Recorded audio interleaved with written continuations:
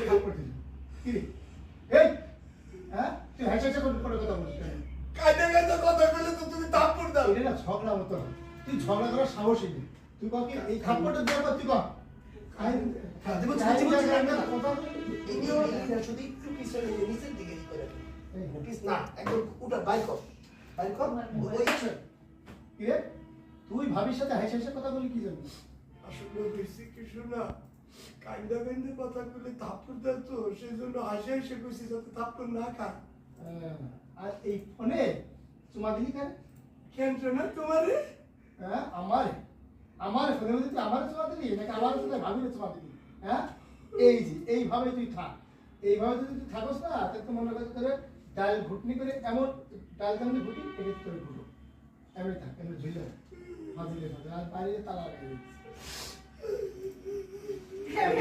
expression না